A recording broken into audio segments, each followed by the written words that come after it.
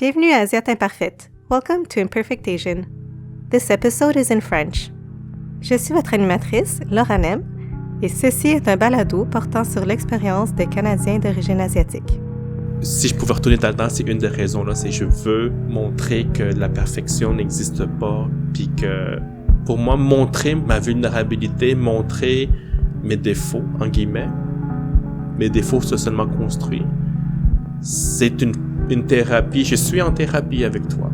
Je suis en thérapie avec le groupe. Je suis en thérapie avec ma communauté. Je suis en reconstruction et je montre qu'il y a une autre façon de se construire qu'avec des barèmes, des critères impossibles. Et que pour ça, on a besoin d'encouragement de la part des autres parce que si je le fais tout seul, je rentre dans une bulle de la folie. Dans cette entrevue, je parle avec André Ho. André a 37 ans, est d'origine chinoise cantonaise et est né à Montréal. Il est intervenant psychosocial avec une maîtrise en construction identitaire des immigrants et des personnes LGBTQ+, issues de l'immigration. Il a d'ailleurs travaillé avec des demandeurs d'asile s'identifiant à cette communauté. Il a aussi participé au documentaire Briser le code, diffusé en 2020 par Télé-Québec. La conversation que j'ai eue avec lui a été difficile parce qu'on a revisité des vécus douloureux. On a parlé de son coming out, du sacrifice, du deuil et de l'identité. André a une façon de mettre des mots sur les expériences qui est percutante, puissante, fidèle aux sentiments. J'espère que cette conversation résonnera avec vous comme elle l'a fait pour moi. La voici. Comment penses-tu être un Asiate imparfait? Comment je pense être un Asiate imparfait? Ben, premièrement, je suis nul en sciences. Les mathématiques qui dépassent le calcul intégral et différentiel, je comprends rien. Deuxièmement, je suis gay, donc je fais partie de la communauté LGBTQ+, donc ça aussi, je suis un Asiatique imparfait. Ensuite, quoi d'autre? Je travaille dans le milieu social, donc je ne suis ni médecin, ni ingénieur. T'es pauvre. Oui, je suis pauvre, très pauvre. Je parle chinois cantonais, mais j'en ai beaucoup perdu. Ma maîtrise linguistique est de niveau intermédiaire, voire enfantin. Moi aussi. C'est ça. Du si j'allais en Chine, j'aurais un petit peu de difficulté pour communiquer là, aisément ce que je veux. Okay. Ouais. C'est quoi on rentre dans le vif du sujet, là. C'est quoi ton sentiment en tant que Québécois? Mon sentiment, il est aussi imparfait que mon identité chinoise ou mon identité québécoise. Mon sentiment est vraiment imparfait. Puis je pense que c'est ça la beauté de la chose, c'est reconnaître qu'on peut être bien au Québec, c'est reconnaître que nous sommes dans un environnement privilégié pour mener des combats sociaux. Mais quand on parle de combats sociaux, on choisit généralement des enjeux, des combats qui nous concernent. Et dans mon contexte, c'est vraiment tout ce qui est en termes de la phobie de la diversité sexuelle, donc l'homophobie, transphobie, queerphobie, etc. Et le racisme. Ce sont vraiment deux enjeux qui représentent l'intersection de mon identité. Et mon sentiment, il est conflictuel. Parce que quand je parle que je me sens pas bien en tant que Québécois, je heurte beaucoup de gens. Parce que je suis quand même choyé dans la vie. J'ai beaucoup de Québécois blancs de souche, là, on va dire ça comme ça, qui m'aiment beaucoup, qui ont beaucoup de sentiments positifs, des sentiments sains à mon égard. Et que quand je dis que je me sens pas bien, ça leur heurte eux.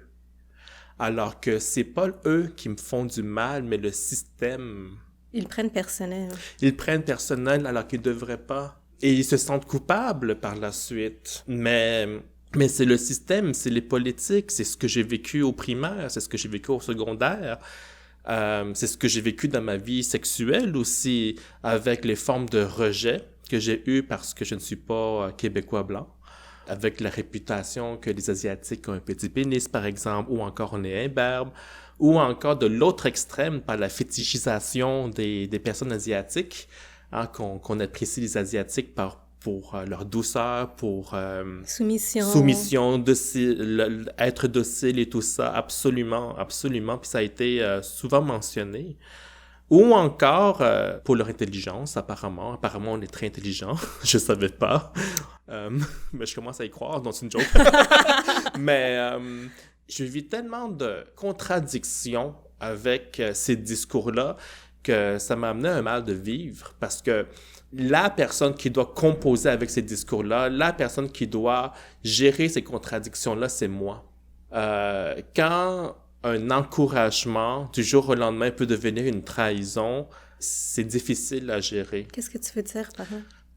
À l'école primaire, on m'encourageait beaucoup. « Ah, mon Dieu, t'es un Chinois, t'es bon à l'école, ça va bien. Okay. » Mes parents m'ont éduqué à être très, très, très compétitif, où je devais être le meilleur. De ta classe ou de ma comparativement classe, à tes de frères tout le et sœurs? monde. Non, de Okay. tout le monde. Puis, ensuite, que quand tu atteins un certain niveau d'excellence, mais moindrement que tu ne fais pas assez, on tombe de très haut. Et ce sont des hauteurs imaginaires, mais qui sont très, très, très palpables au niveau du senti. Des hauteurs vertigineuses que personne peut comprendre. C'est très traître, parce qu'on ne peut pas être en détresse. On peut plus se permettre d'être en détresse. C'est ce que tu dis par rapport à des hauteurs vertigineuses. Des fois, on regarde ce qui s'est passé dans le passé, puis ça a l'air de rien. Puis même des fois, dans le langage qu'on utilise pour raconter nos expériences, tu sais, souvent c'est « Ah, mais on sait que c'est pire ailleurs » ou « Tu sais, c'est pas important. » Mais quand t'as 5 ans, tout ce que tu connais, c'est l'école puis tes parents. Quand t'es adolescent, tout ce que tu connais, la réalité, c'est l'école. Donc, ces choses-là qui se passent à l'école ou à la maison, c'est toute ta vie. C'est pas comme quand on est adulte, puis on se dit, bon, ça, c'est un truc qui se passe au travail, ou ça, c'est... Tu sais, on peut compartimenter, il y a d'autres choses de bâties dans notre vie en plus de ça, mais quand on est jeune, il y a juste ça. Puis c'est là aussi que, looking back, on peut se dire, ah, c'est pas grave, ou minimiser. Il y a un peu tout le temps le langage de minimisation. Il y a un langage de minimisation et de décalage. Mes parents sont des boat people, on a fui la guerre. En fait, j'ai dit que je suis chinois, mais on est des sino-vietnamiens. Tes parents sont nés au Vietnam? Oui. De parents mais c'est ce chinois. que j'ai compris, oui. En fait, c'est ça le problème. Il y a l'histoire qu'on raconte dans l'immigration et il y a aussi l'histoire qu'on a vécue.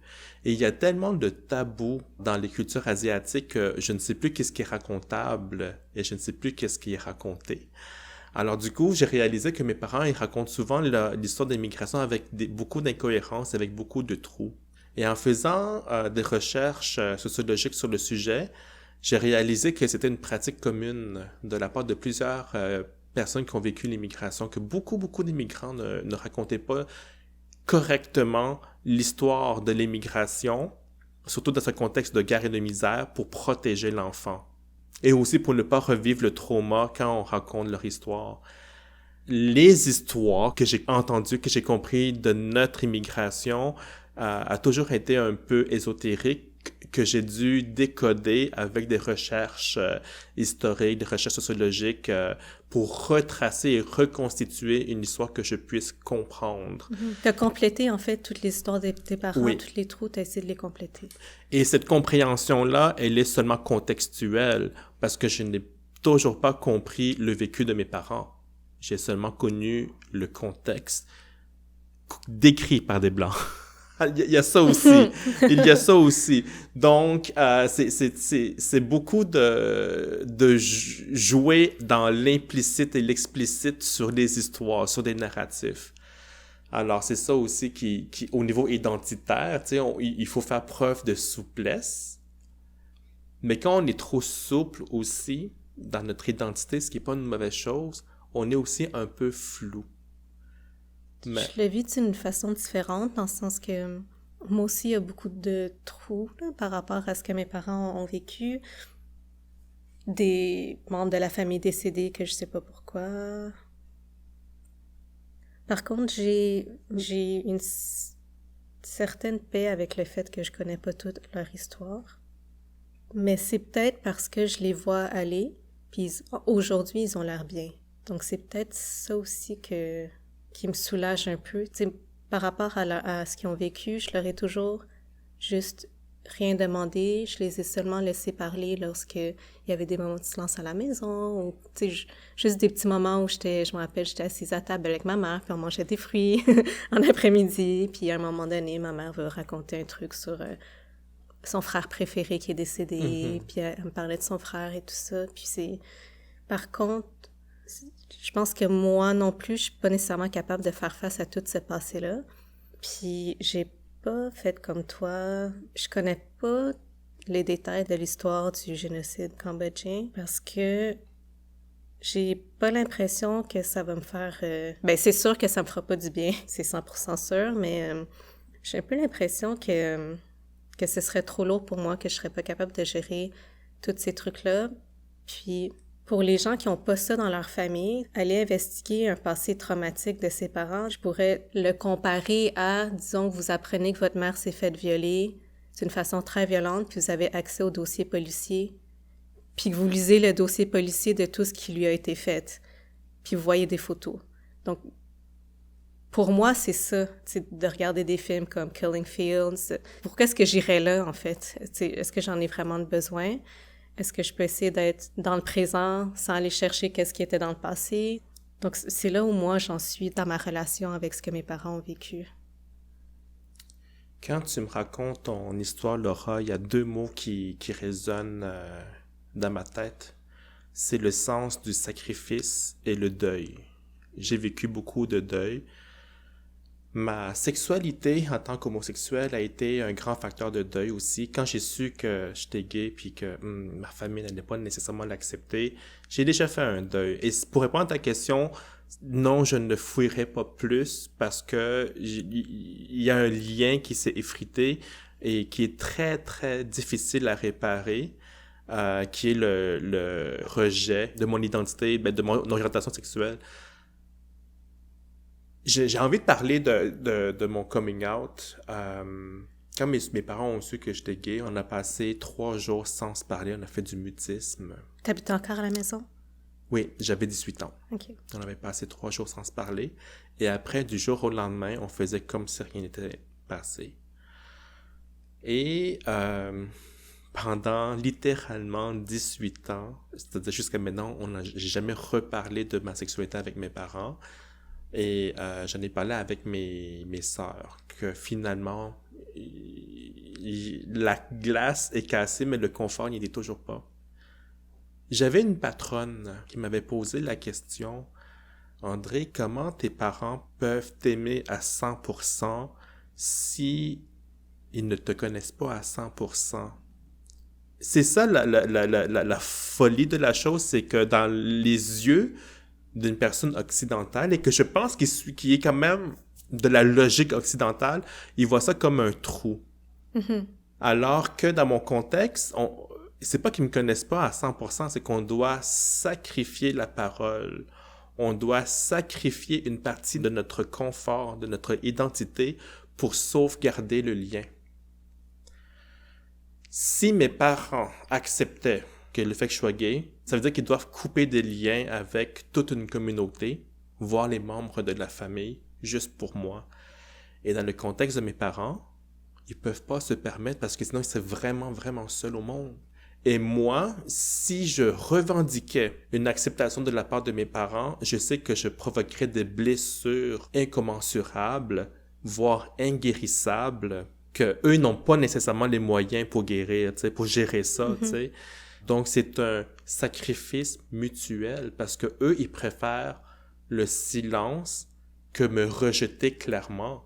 Et moi, je comprends clairement que je dois accepter ce silence pour sauvegarder un tant soit peu cette relation difficile. Tous les mots que tu dis en ce moment, t'as découvert ça par toi-même? Ou... Avec beaucoup de thérapie, avec mes études en travail social, ma maîtrise, ça a été difficile. J'ai fait 4 séances de 6 mois de psychothérapie avec une psychologue pour parler de ces enjeux-là. C'est sûr qu'il y avait un contexte de dépression, de burn-out aussi. C'était une longue quête identitaire. L'expérience est difficile, ça c'est sûr. Mais c'est ça l'imperfection. Je peux vivre mes peines identitaires, mais aussi avoir des relations saines, des relations amoureuses, réalistes en même temps. Il y a beaucoup de choses que tu as dit, là, puis ta dernière phrase, on peut vivre quelque chose de difficile puis avoir des relations saines en même temps, puis aussi de sacrifier une partie de nous avec nos parents. On peut aimer nos parents, puis nos parents peuvent nous aimer pour vrai. En fait, le fait que il y a une partie de toi que tu montres pas à tes parents ne veut pas dire qu'ils t'aiment pas. Le fait que je n'impose pas ma sexualité à ma famille, à mes parents, est le plus grand preuve d'amour que je peux faire pour eux. Mm-hmm. Et ça me dérange pas. OK. Parce que c'est une paix qu'on s'achète mutuellement, puis c'est de bonne guerre. Même si j'ai pas pratiqué le bouddhisme, on dirait que je sais pas si c'est comme parce que je suis racisée ou c'est juste une énergie, une façon de voir les choses, mais même ma psychologue m'a déjà dit que ma façon de voir certaines choses sont très reliées à la philosophie bouddhiste. Toi, comment c'était la spiritualité chez toi? On est un mélange de taoïste, bouddhiste. Je voyais ça comme un truc beaucoup plus culturel dans ma communauté chinoise. J'ai été consultant funéraire et j'organisais des obsèques bouddhistes pour les communautés asiatiques. Puis, tu sais, je dis pas que le bouddhisme, c'est de la foutaise ou n'importe quoi, mais il y a un discours superficiel autour de moi où on parle de pratique de la paix, de l'abandon des émotions, de l'abandon de la passion. Du détachement pour Du détachement, l'amour ouais. universel. Exactement. Tu sais, le détachement de soi, alors qu'on est dans une société occidentale où on parle énormément de soi. C'est contradictoire, tu sais. On parle dans la psychologie occidentale, on parle beaucoup d'accepter et de se connecter à ses émotions. Et dans notre culture, on apprend à relativiser notre émotion avec la structure sociale, ce qui est... My God! Comme dans les livres, justement, que mon oncle m'a prêté, vraiment, le côté du bouddhisme qui m'a toujours mis mal à l'aise, que j'ai toujours rejeté, c'est le côté du détachement. Parce que, je veux dire, vivant dans une société qui est sociale, où j'ai une relation avec ma famille, tout ça, j'ai toujours questionné ce côté-là du bouddhisme, tu sais, de être en paix avec les choses, rejeter des sentiments. Et se connecter au cosmos. Que c'est ça? Mais c'est carrément rejeter ces ça, sentiments. Rejeter ses sentiments, ouais. Il y a quelque chose de inatteignable, de inhumain. Et il y a aussi une culture de la culpabilité et d'immaturité. Que si une personne qui se montre émotive, on la traite d'immature, on la traite d'enfantin, parce qu'elle n'est pas capable de gérer ou elle n'est pas capable de... Alors que, bon Dieu... Mais alors qu'il y a une immaturité émotionnelle hyper élevée de pas faire face à ses Exactement, émotions, exactement. de pas se créer des façons de grandir, de gérer ces émotions-là. Tu sais, les relations dans la culture occidentale, on parle de nos besoins, on parle de nos émotions, puis tout ça, mais dans la culture asiatique de l'Est, du moins, c'est non. Comme non, là, on va pas parler du problème. Ouais. Bon, on s'est fâché, puis là, on fait comme si de rien n'était. J'ai une métaphore dans ma tête qui est un casse-tête pour chaque dimension de ma vie. Pour moi, c'est l'intersection, la définition même de l'intersection. L'intersectionnalité, ça veut dire qu'on a des identités multiples, des identités minoritaires qui sont juxtaposées, puis ça crée un ensemble de complications. Bon, je ferai pas un cours de travail social maintenant, là.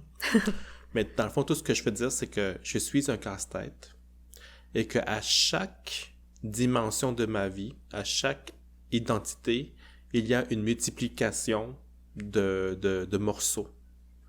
Alors, le fait que je sois asiatique du monde occidental, fois 2. Et que je sois gay, exposant 4. Et que je sois, que j'ai des problèmes de santé mentale, la dépression et le burn-out, exposant 5. Et que, à chaque coup de vent, ou à chaque coup, et que les morceaux tombent, j'ai plus de morceaux à rassembler pour retrouver mon intégrité. Je dois fournir plus d'efforts. Et à chaque identité que j'ai, c'est une exposition supplémentaire à ces coups de vent-là. qu'est-ce qui est difficile, je veux dire, en tant qu'humain, on peut pas comparer nos malheurs parce que aussi, les gens vont se comparer, tu sais, quand chacun regarde notre propre vie, je regarde les pires moments de ma vie, les meilleurs moments, puis c'est ça mon...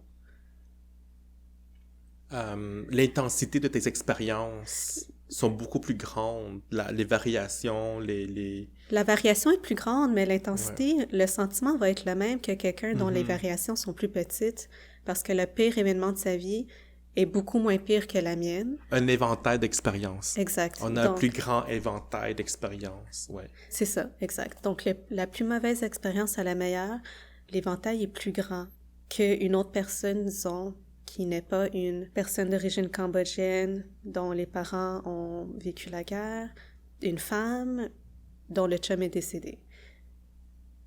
Donc, disons, moi, mon éventail est beaucoup plus grand qu'une personne dont le pire moment de sa vie, c'était de perdre son travail. Sauf que l'intensité de mon émotion est pas plus grande. Parce que la personne avec un éventail plus petit connaît juste ça. Donc, l'intensité pour elle est relative. Donc, je suis jalouse du fait que l'éventail pour certaines personnes est plus petit, mais ça veut pas dire aussi que les émotions qu'ils vivent sont pas aussi intenses que les miennes.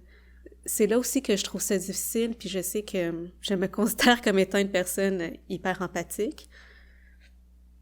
Mais parfois, tu sais, je vois les stress, les anxiétés de gens qui m'entourent, puis ces trucs-là me causeraient aucun stress, aucune anxiété. Puis j'ai beaucoup de misère à avoir de l'empathie par rapport aux problèmes qu'ils vivent. Donc, je vais me concentrer sur empathie avec les sentiments qu'ils vivent. En me disant, c'est une intensité similaire à ça, mais leur expérience de perdre sa job, sérieux, je m'en fous. Tu sais, je suis comme, c'est pas si pire que ça, t'as perdu ta job, OK? Moi, je perds ma job, puis je vais pas être en détresse émotionnelle. Mais une personne peut l'être, tu sais, mais c'est que leur éventail est beaucoup plus petit, puis je trouve ça dur de naviguer dans la vie, sachant en fait que mon éventail est grand comparativement à la moyenne, mais plus petite que celle de mes parents, mais d'essayer de naviguer dans la vie de tous les jours avec les gens qui nous entourent, puis de se sentir comme si... Je sais pas si c'est un sentiment de faire semblant ou de se sentir incomprise. Oui, je te comprends. D'où, tout à l'heure, quand je parlais, je me sentais un peu imposteur. Tu sais, quand tu as parlé de tes parents, tu sais, moi, je me suis dit, je serai jamais aussi fort ou résilient que mes parents Moi parce que je aussi. n'ai pas vécu la guerre. Il y a un complexe derrière ça. Parce que nos parents nous croient plus forts que eux. Déjà, le sentiment imposteur, tu l'as acquis à ta naissance. Ben moi, je considère que mes C'est- parents, c'est les personnes les plus résilientes que je connais. Absolument, absolument. Puis on a raison d'y croire. On a raison, puis on doit le croire parce qu'on doit leur rendre hommage, on doit leur rendre honneur pour ce qu'ils ont vécu, tu sais, pour les sacrifices qu'ils ont fait pour nous. Et nos parents nous voient comme d'un potentiel infini, plus fort que eux probablement, et que nous, quand on regarde leur vécu, il y a un malaise, pardon, qui est réel, qui est constant, qui est intégrant Elle est tout le temps notre là. identité. Elle Oui. est tout le temps là, en fait. C'est... Oui, exactement. Et que nous, on doit faire acte de reconnaissance des sacrifices et des difficultés que nos parents ont vécus implique dangereusement le fait qu'on doit aussi se performer.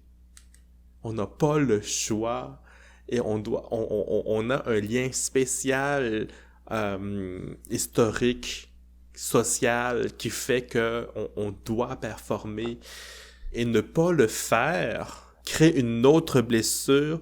Tu sais, comme, c'était pas vraiment une option, c'était une réparation qu'on doit faire. Puis il faut que les gens comprennent que... Je pense que c'est toi qui m'avais dit ça, que nos parents ont vraiment tout sacrifié pour nous, ont bossé pour nous, se sont forcés pour m'acheter du beau linge, des trucs aussi simples que ça pour que j'ai pas l'air de l'enfant pauvre à l'école. Donc, pour eux aussi, leur succès en tant que de vie, tu sais, ça passe par nous. Ouais. Tu sais, moi, je suis fière des choses que j'ai accomplies, que je suis fière de qui j'ai été dans la vie, puis je considère que j'ai comme réussi, pas nécessairement en termes matériels ou carrière, mais juste les gens qui m'entourent, les amis que j'ai, les relations que j'ai été capable de garder. les aventures que j'ai eues aussi, toutes les choses que j'ai vécues. Mais mes parents, eux, je veux dire, ils ont vécu la guerre, sont venus ici, ils ont travaillé, 60, 80 heures par semaine, travail d'ouvrier. Donc, eux, vraiment, leur espoir de ce qu'ils ont créé, c'est vraiment à travers ma sœur et moi. Donc, leur cœur est dans mon cœur, ou mon cœur est dans leur cœur. Donc, ils vivent à travers nous. Leur succès est à travers nous. Il y a beaucoup de sentiments de satisfaction dans la vie qui vont vivre à travers nous. Donc, c'est beaucoup de se dire, c'est pas à travers leur vie qu'ils vont bâtir ça, c'est à travers la nôtre. C'est ça, la complexité d'être asiatique en Occident. C'est qu'on a trop de possibilités, ce qui n'est pas une critique, c'est un constat. C'est une liberté d'avoir... C'est une liberté, oui. et cette liberté-là me casse la tête. Je l'apprécie, mais c'est comme les relations amoureuses, hein? On la veut, mais quand on en a une, ça casse, on se casse la tête. Puis... Est-ce que tu essaies de casser avec ton chum? Ah, non. non, c'est pas ça, mais tu sais, faut y réfléchir. Donc, il faut réfléchir à comment nos choix vont affecter nos parents, en même temps que comment nos choix vont nous affecter nous. Comment nous affecter nous parce que ça affecte nos parents, comment nous affecter nous parce que c'est pas ce qu'on veut faire dans la vie. Je ne dis pas que mes sœurs ont nécessairement une meilleure vie que la mienne. Pas du tout. Je me permettrais pas une telle grossièreté. Cependant, mes sœurs qui ont réussi les études, qui sont ingénieurs, qui sont hétérosexuels, j'ai l'impression qu'ils ont réussi leur vie et je suis envieux. Moi, ma sexualité en tant qu'homosexuel, tu sais, oui, j'ai vécu l'homophobie, mais c'est pas l'homophobie qui me fait le plus mal, mais c'est plus le deuil que je dois vivre avec mes parents en lien avec ma sexualité qui me fait mal, parce que l'homophobie, je peux la gérer. Mm-hmm. Le deuil, c'est une autre histoire, tu sais. Mm-hmm. Alors, c'est ça, comme, tu sais, asiatique imparfait, c'est le fait de ne pas pouvoir suivre les traditions, suivre les chemins qu'on nous propose ou qui sont imposés, vivre le deuil et s'assumer si on a une autre forme d'identité plus atypique. Là, on a comme nagé à contre-courant. C'est ça. Puis... Et c'est épuisant. C'est épuisant, puis le fait qu'il n'y a pas beaucoup de communication aussi. La première fois que j'ai fait la thérapie, j'avais, je crois, 23 ans. Puis, avant de faire ce 1 an de thérapie-là avec la psychologue que j'ai encore aujourd'hui, j'étais pas capable de parler. Littéralement, mes copains, lorsqu'il y avait des problèmes de couple, pouvaient attendre on peut attendre 1 heure dans le silence avant que je sois capable de dire ce qui me dérangeait. Puis, je sentais physiquement quelque chose dans ma gorge. C'est mon sentiment pris dans la gorge, je le sentais physiquement. Puis ça, c'est quelque chose que j'ai appris de mes parents. J'ai appris d'eux, que j'ai observé d'eux. Puis aussi, j'ai vu qu'il n'y avait pas l'espace non plus pour que je m'exprime. Puis ce processus-là, débloquer ma gorge, on va dire, a été tellement douloureux. Puis ma thérapeute, qu'est-ce qu'elle a fait? C'est qu'elle me donnait des exercices à chaque semaine, puis elle me disait, bon, t'es en train de t'isoler en ce moment, est-ce que tu peux appeler quelqu'un? J'appelais quelqu'un. Après, est-ce que tu peux peut-être, cette semaine, tu peux peut-être essayer d'inviter quelqu'un chez toi? J'ai invité quelqu'un chez moi. Puis à un moment donné, je m'étais assez pratiquée pour que j'ai plus besoin de lui parler parce que j'avais réussi à juste débloquer ce truc-là, puis j'avais réussi à juste parler à mes amis quand j'en avais besoin, le dire clairement quand j'ai besoin, puis maintenant on dirait que sometimes I can't shut up, tu sais, genre, des fois j'ai juste trop d'émotions puis je vais le dire, mais reste qu'avec mes parents, puis même avec ma sœur, que j'aime beaucoup, je suis encore pas capable de parler à ces personnes-là. Puis ma sœur, je me considère quand même proche d'elle, on se voit presque chaque semaine. Elle me connaît quand même bien. Elle m'a toujours encouragée puis supportée dans toutes les choses que je faisais. Sauf que je suis vraiment pas capable de m'ouvrir émotionnellement à elle. de la même façon qu'elle est capable de le faire avec moi. Puis ma sœur, comme tes sœurs, elle a un parcours très droit, très parfait. Donc, je sais qu'elle essaye beaucoup, puis elle aimerait ça, que je puisse m'ouvrir à elle, mais il y a quelque chose qui fait que j'ai juste même pas l'impression qu'elle pourrait me comprendre. Puis on a juste 1 an et demi de différence, elle est plus âgée que moi. Donc, même si avec certaines personnes dans ma vie, je suis capable de communiquer, puis je suis capable d'avoir des relations très saines avec mes amis, des relations de couple et amicales très saines, des relations au travail aussi très saines. Avec ma famille, ça reste qu'il y a encore des tabous. Tu sais, je sais que des fois, ma sœur a peur de me dire certains trucs pour me choquer. Mais je pense pas nécessairement que la plupart de mes amis se sentent comme ça. Ou peut-être qu'ils se sentent comme ça puis ils me le disent pas, mais je sais qu'avec ma famille, il y a une certaine peur de me dire la mauvaise chose. C'est codé, hein? Toutes nos difficultés, nos différences, comment vivre les choses, c'est tellement codé que quand on sort du code, on ne nous comprend pas. Tu parles de ta sœur, mais je peux parler pour ma famille que, tu sais, moi, pour ma sexualité, ils savent pas quoi dire. Comme l'autre jour, avec ma sœur, on parlait des projets de retraite. Puis là, elle m'a dit, mais tu sais, on pourrait vivre dans le même immeuble, blablabla, Puis là, à un moment donné, je lui ai dit, mais t'as pas pensé qu'un jour, tu sais, j'allais être en couple, puis que je ne veux pas nécessairement avoir ce projet-là avec toi. Puis là, elle est même pas capable de dire, t'as un copain? Elles ont quel âge, tes sœurs? La plus vieille a 46 ans. Okay. Donc, elle était pas capable de dire, est-ce que t'as un copain en ce moment? Donc, elles ont jamais rencontré? Non, jamais. Et là, qu'est-ce qu'elle a dit? Elle a dit, as-tu quelqu'un avec qui marcher? T'as quelqu'un avec qui marcher? Et là, j'ai dit oui, j'ai trouvé quelqu'un avec qui marcher la nuit, tu sais. J'ai trouvé quelqu'un avec qui faire des marathons, tu sais. Le malaise est encore là, mais je l'ai pas mal vécu, parce que je veux pas la mettre mal à l'aise plus qu'il en faut. Elle n'est pas mal intentionnée. Mais elle sait pas quoi dire, elle non plus, en fait. Elle sait pas quoi dire, puis... Est-ce que tu serais capable de lui dire, hey, tu peux me parler de si je suis en couple comme que tu parles à une personne hétéro, tu sais, il y a rien... Est-ce que ce serait quelque chose que tu serais capable de lui dire? Je serais pas capable, parce que le malaise est encore là. Le deuil est pas fini, ou... Je me pose la question, est-ce vraiment un deuil ou un renversement du deuil? Dans le sens où on en parle finalement, mais on en parle à demi-mot. Bon, faut aussi bien de pas en parler finalement, tu sais, c'est ça, il y a un malaise. Quitte à savoir, est-ce que je préfère vivre ce malaise-là, mais qu'il y ait une ouverture, ou qu'il y ait une fermeture, mais il n'y a pas de malaise. C'est clair. On n'en parle pas, point. Puis le choix, il est difficile, tu sais. Peut-être qu'un jour, tu vas changer d'idée. Peut-être un jour, je vais changer d'idée, ou peut-être qu'un jour, elle va changer d'idée, je sais pas. Mais, tu sais, si la tendance se maintient, tu sais, au bout de 18 ans, bon, écoute, je suis patient, mais...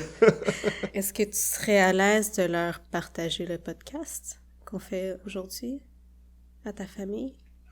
Je laisse le destin faire son travail, mais je ne vais pas activer.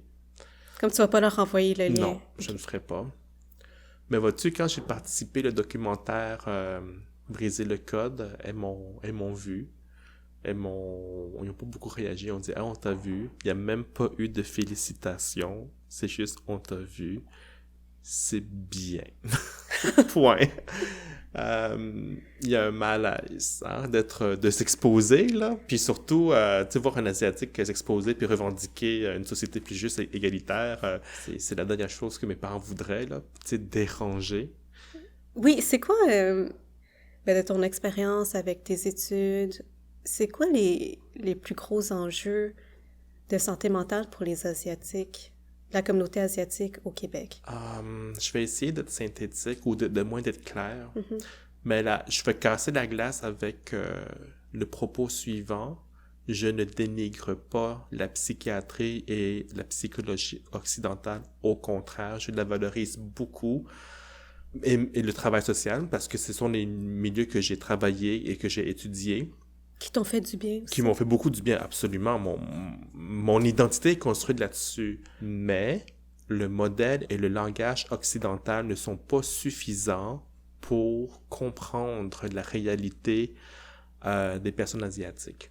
La science, dont la science médicale, les sciences humaines, toutes les sciences ne sont pas neutres et ne sont pas culturellement neutres. Il y a toujours un fond, un background culturel derrière ça.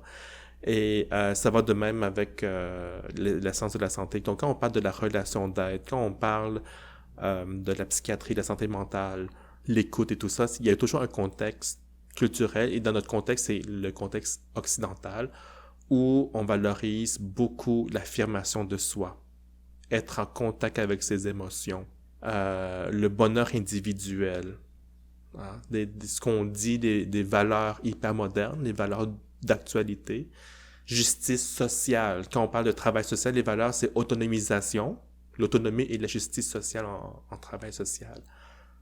Alors que nous, dans des communautés asiatiques, on n'est pas dans la liberté individuelle, on est dans le bien-être collectif.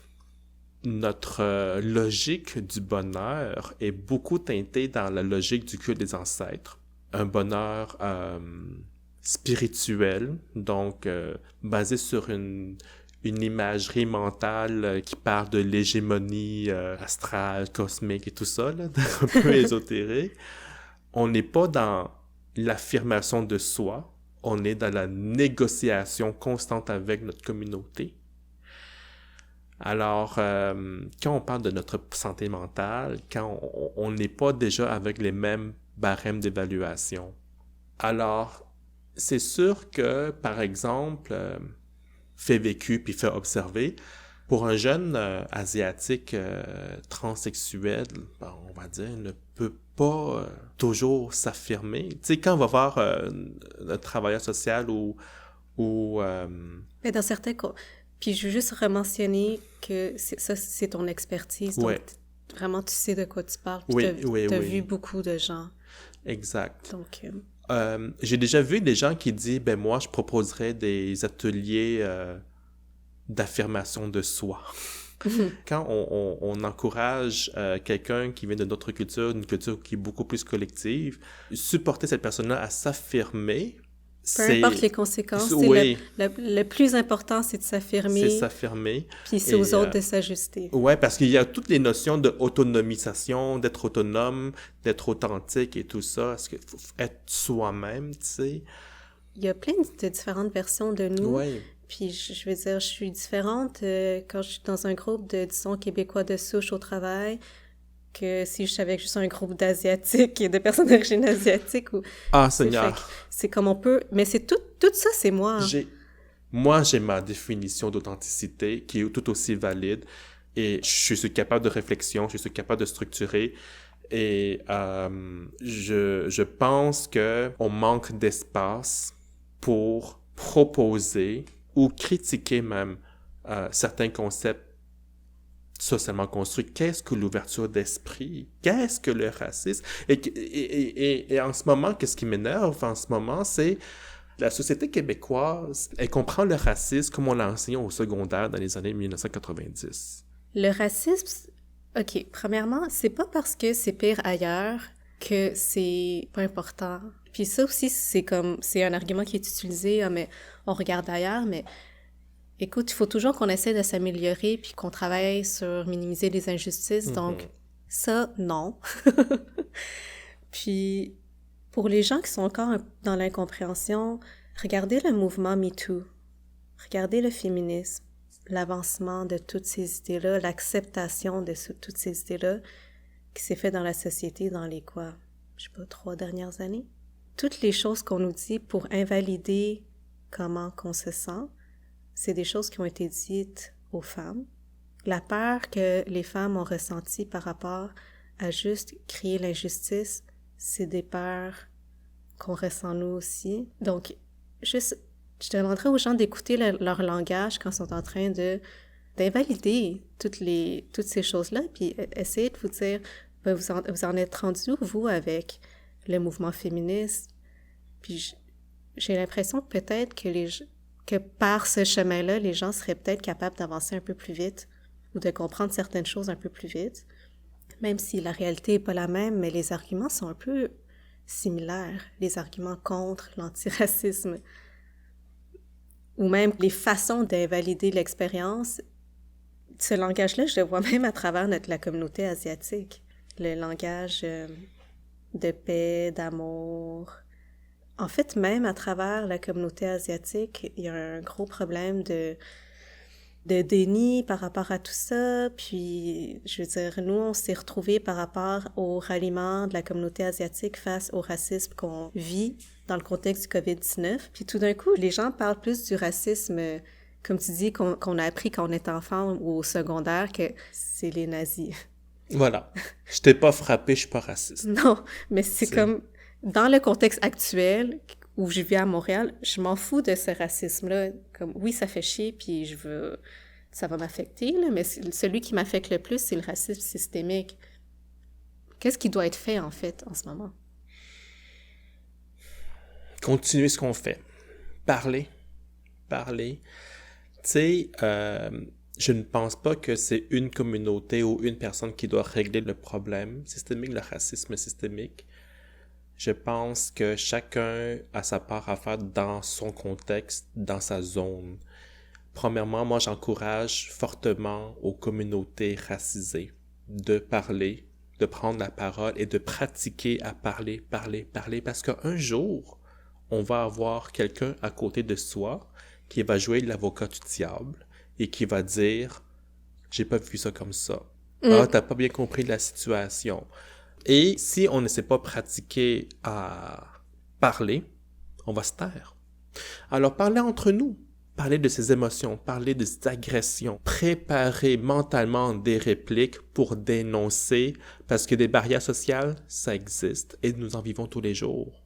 Et nous avons aussi intériorisé, je ne sais plus quel terme utiliser, des barrières psychologiques qui fait que on doit surmonter ces barrières pour valider, pour revendiquer notre parole, pour pouvoir sortir notre narratif, tu sais, et défendre notre narratif. Et ça prend beaucoup, beaucoup de pratique, ça prend un espace, et surtout, ça prend des relations humaines pour le faire. Tu sais, je peux pas dire universellement qu'est-ce qu'on peut faire pour vaincre le racisme systémique. Si je pouvais, je serais déjà Dieu. J'aimerais ça l'être. Tu es Dieu, OK. Mais avec toute humilité, avec mon expérience, ça prend du courage d'énoncer, ça prend une certaine force de caractère, mais ça prend beaucoup de résilience, ça prend beaucoup de... Il y a des risques associés, je le sais. Je peux pas aider tout le monde, ce qui est triste, mais bon. Mais je peux aider les gens à aider d'autres mondes, qui vont aider d'autres mondes. Puis je pense que c'est ça qu'on est en train de faire, Laura, avec ce podcast. On n'est pas les pionniers en termes d'antiracisme, mais nous sommes des pionniers de notre génération. Nous sommes des pionniers de notre communauté, nous sommes des pionniers de notre propre vie. On ne sait pas qu'est-ce qu'on est en train de faire. C'est nouveau pour tout le monde. Il faut que tout le monde, peu importe de quelle façon, avance vers le même but. C'est ça. On ne sait pas je ne sais pas qu'est-ce que je suis en train de faire. J'ai une petite idée, mais je ne sais pas. C'est pour ça que moi, j'ai dit, j'ai pas le choix d'avancer, fait que je vais avancer dans l'insécurité, dans l'incertitude, et je demande aux gens de la communauté de vivre cette incertitude et de nous encourager mutuellement. Et c'est ça qui va gérer l'incertitude. Il n'y a aucune recette miraculeuse pour vaincre le racisme. Alors, face à l'insécurité, la première chose qu'on a à faire, qu'on doit faire pour se protéger, c'est maintenir les liens, être diplomatique, ne pas déranger parce que nous sommes menacés. Nous ne sommes pas en danger dans un contexte où on ne crève pas de faim et on a un toit à la maison. Mais notre intégrité est menacée. Mon travail est menacé. Voilà. En tant que décoratrice dans le milieu culturel. On prend des risques. On prend des risques. Mais ce courage-là, il n'est pas ontologique, il ne vient pas naturellement à l'intérieur de moi. Quand j'ai fait le documentaire Briser le code avec Fabrice Ville et beaucoup de collaborateurs et collaboratrices, j'ai eu beaucoup d'encouragement. J'ai eu beaucoup de soutien émotif, de soutien technique. On a énormément facilité mes tâches pour prendre la parole.